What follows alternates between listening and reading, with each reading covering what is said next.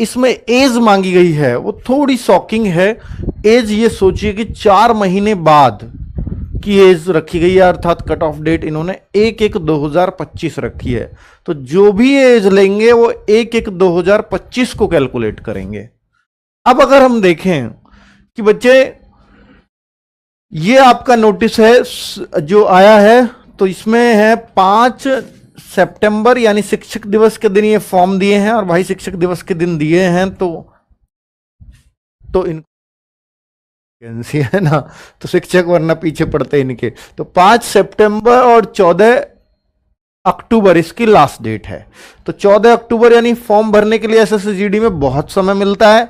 और जब शुरुआत में एक नुकसान है कि शुरुआत में जब वैकेंसीज ज्यादा होती हैं तो हमेशा ये देखा गया है एसएससी-जीडी में फॉर्म बहुत भर भर के आते हैं अगर शुरुआत में वैकेंसीज आ जाती है, क्योंकि हर 10th पास करने वाले बच्चे को लगता है कि मेरा भी हो जाएगा।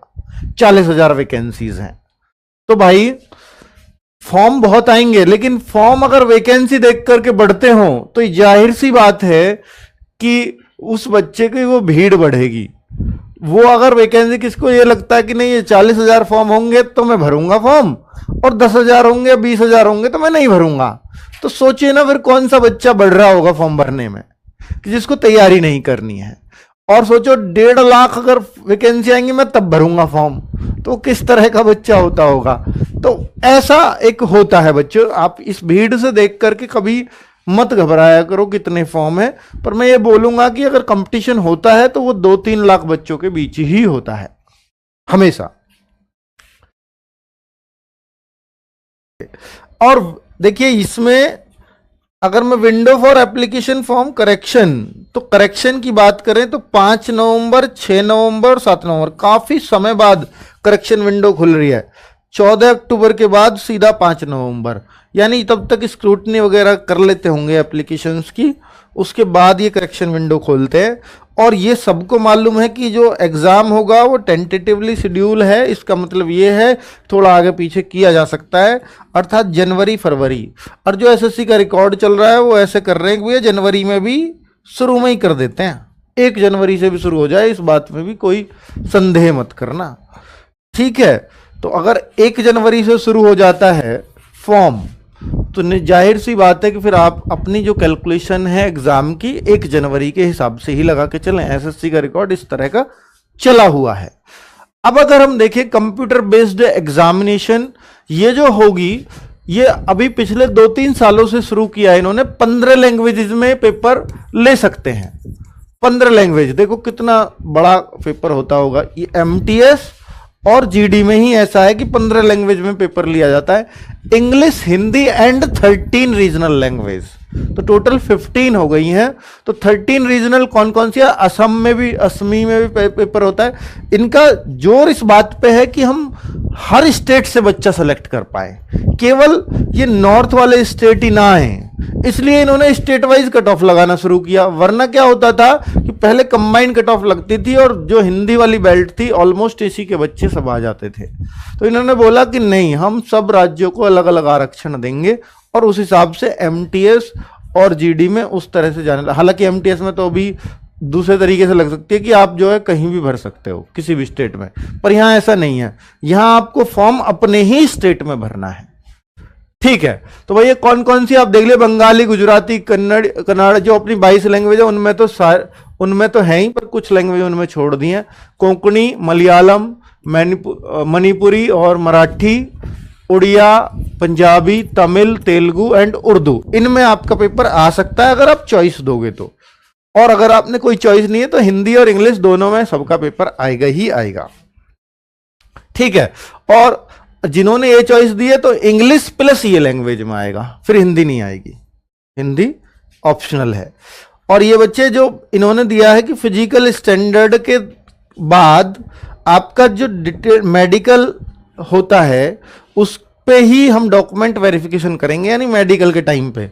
पर इस बार क्या हुआ, और ये जो मेडिकल वगैरह है ना, कौन शेड्यूल करेगा, इसको सीएपीएफ कराएगी, अर्थात पैरामिलिट्री फोर्सेस जैसे सीआरपीएफ कराती है, तो सीआरपीएफ ही इसको कंडक्ट कराएगी। इसको एसएससी से कोई मतलब नहीं है, इससे संबंधित बातें आप उनसे पूछना। डीएमईओ, आरएमईओ सब वो खुद सीएपीएफ कराते हैं, खुद।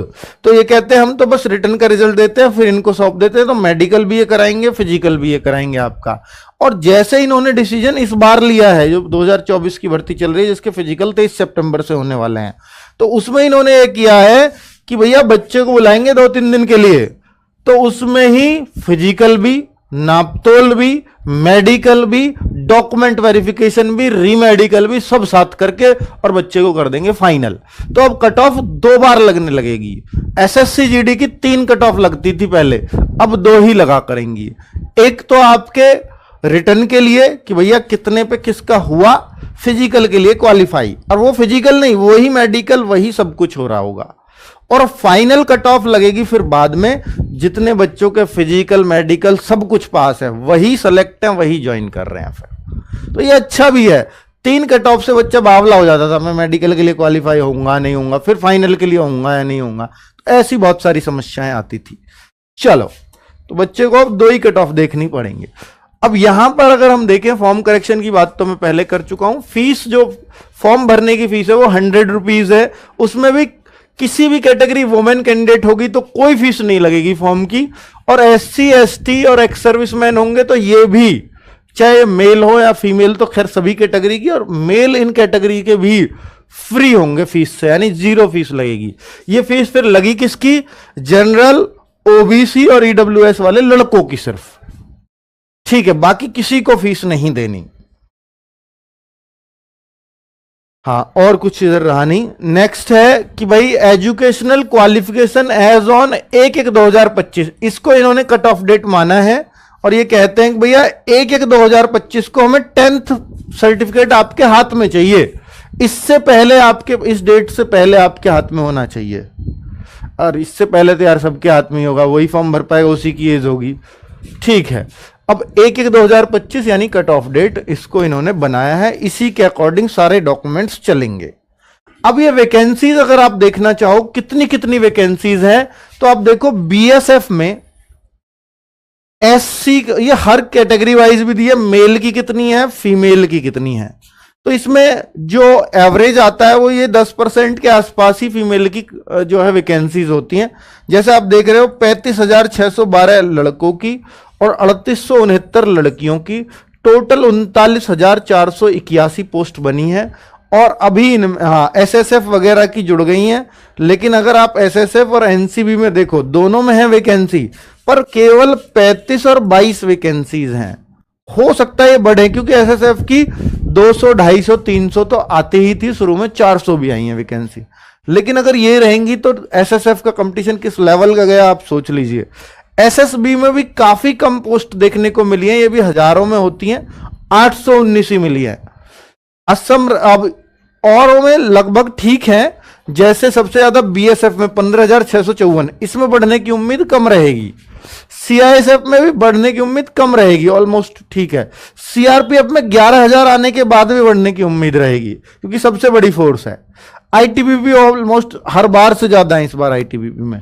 असम राइफल में भी ठीक ठाक पोस्ट हैं, तो जो बढ़ने की उम्मीद रहेगी वो वहां रहेगी। और कितनी कितनी बढ़ेंगी ये तो अभी कुछ भी नहीं कहा जा सकता, या आप अपने दिमाग में ये तो बसा ही लीजिए कि 40,000 के आसपास पोस्ट है, वो भी कम नहीं है, ठीक है। बढ़ेंगी नहीं बढ़ेंगी ये भविष्य का मैटर है, इसको हम अभी नहीं कहें तो ज्यादा बेहतर है। यहां बच्चे एज का बहुत बच्चों को इसमें थोड़ा मलाल होगा, और होना भी चाहिए भाई। 18 से 23 तो एक तो एज लेते हैं, ये तो सबको पता है, इतना ही लेंगे। 18 से 23 लेते हैं, लेकिन ये 1/1/25 को मांगी है। मांगनी तो 1/1/24 को चाहिए। हालांकि ये इन्होंने इसलिए मांगी है, एसएससी जीडी भर्ती 2025 इसका नाम दिया इन्होंने, ये 2025 नाम दिया, इसलिए इन्होंने 1/1/2025 को मांगी है, ठीक है। अब ये भर्ती आई है यार इसमें, अब सोचिए सितंबर 2024 में, अब वो डेट आई नहीं है, उसको ये एज मांग रहे हैं। वैसे ये थोड़ी सी एज लेते हैं, तो ये और जवान चाहिए इनको, लोग पता नहीं कैसे। ओबीसी वाला बच्चा 26 साल तक फॉर्म भर सकता है, 18 से 26, और एससी एसटी वाला 18 से 28 साल तक फॉर्म भर पाएगा। और ये जो है ना, इन्होंने दिया है कि लेटर देन, देखिए ये जनरल वाले बच्चे के लिए लिखी हुई होती है कि इसके बीच एज होनी चाहिए 2/1/2002 से 1/1/2007, के बीच का बच्चा फॉर्म भर पाएगा। अगर मैं यहां पर ओबीसी वाले की बताऊं तो 2/1/1999 अगर आपकी डेट ऑफ बर्थ है तो आप फॉर्म भर दोगे, अगर यहां तक है। और अगर आप SC ST के हो तो 2/1/1997 से इसके बीच में होने चाहिए। ठीक है, तो भाई आपके 98 है, 99, तो SC में तो भर दोगे, ST में भर दोगे। ओबीसी में 99 वाले सारे फॉर्म भर देंगे, 1999 वाले, बस 1 जनवरी को जिसका बर्थ है वो नहीं भर पाएगा। ठीक है, चलिए, और 1/1/2007 तक वो भर सकता है। आगे, हालांकि कुछ में 5 साल की छूट है, तो कहीं 8 इयर्स की भी छूट है। तो ये जो 1984 में रायट में लोग मारे गए थे जिनके घर वाले, तो उनको छूट दी गई है। और चिल्ड्रन डिपेंडेंट हैं जो 1984 और गुजरात में 2002 के दंगों में जिनकी फैमिलीज डिस्टर्ब हुई हैं, उनके लिए SC ST में छूट दी गई है। एज की ये छूट बनाई है इन्होंने। क्या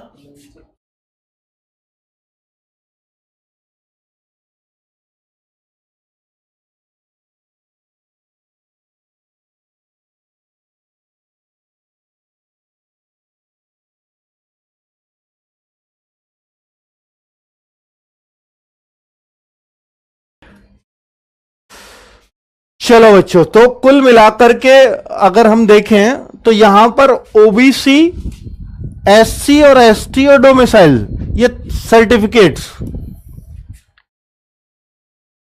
इन सबको सर्टिफिकेट्स ऑल इंडिया बेस्ड चाहिए होंगे। All India based, all India based मतलब अगर आप ओबीसी यूपी का ही बनवा लेते हैं या अपने स्टेट का बनवा लेते हो, भाई नहीं चलेगा। आपको ये सेंट्रल लिखा होना चाहिए। नहीं बने हैं, बनवा लीजिए। वो कहते हैं बनवा लीजिए, हमें कट ऑफ डेट चाहिए 1/1/2025 से पहले आप बनवा लीजिए। वो उन्होंने कट ऑफ डेट दी है, हालांकि इसमें मुझे और देखना पड़ेगा, ठीक है, कि कट ऑफ डेट के पहले ही मांगे या नहीं।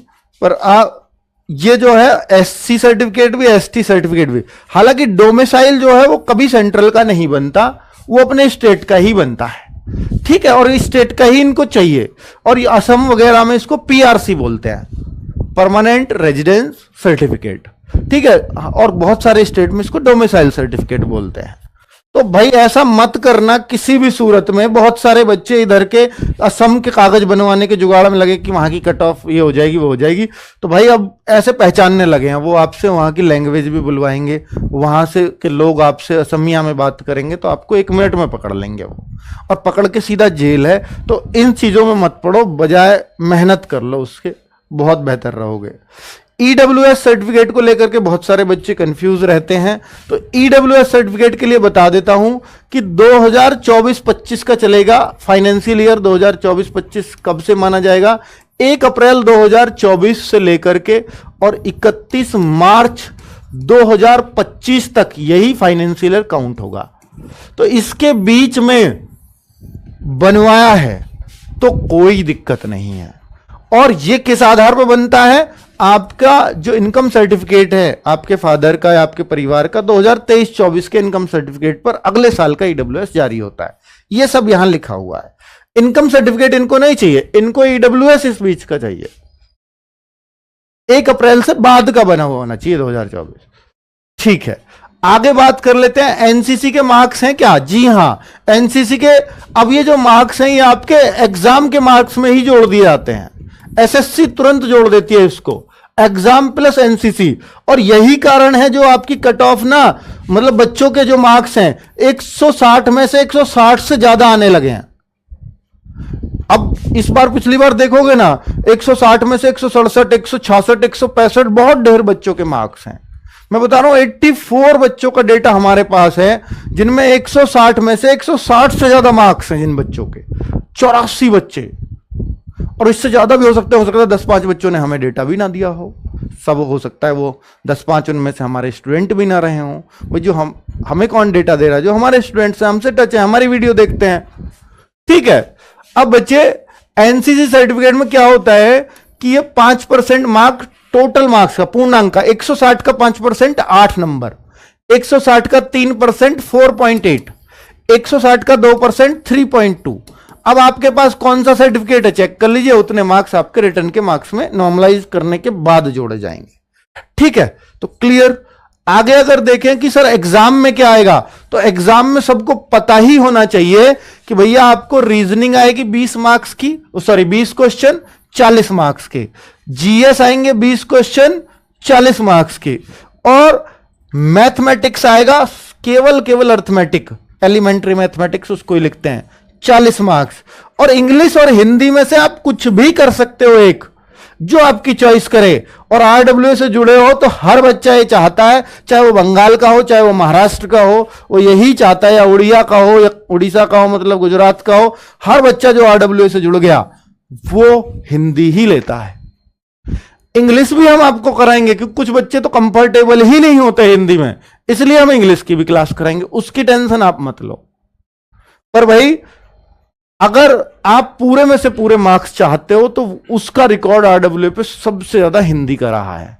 इंग्लिश पे मैं मान सकता हूं कोई बच्चा 20 में से 16 क्वेश्चन सही करे, 17 करे, 20 में से 20 वो आपकी मेहनत पे डिपेंड करेगा, लेकिन हिंदी में हम आपको जबरदस्ती सही करवा देंगे।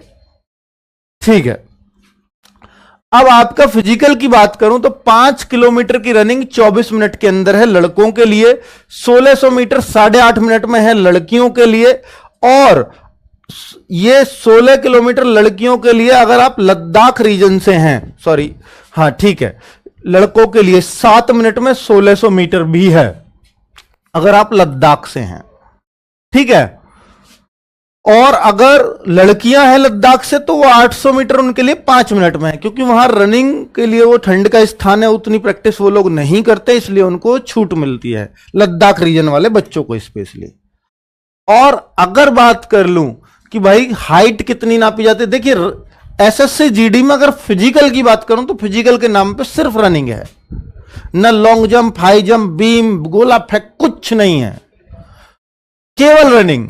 और फिजिकल की बात करता हूं तो 170 सेंटीमीटर हाइट होनी चाहिए नॉर्मल बच्चे की, और एक फीमेल की 157 सेंटीमीटर हाइट।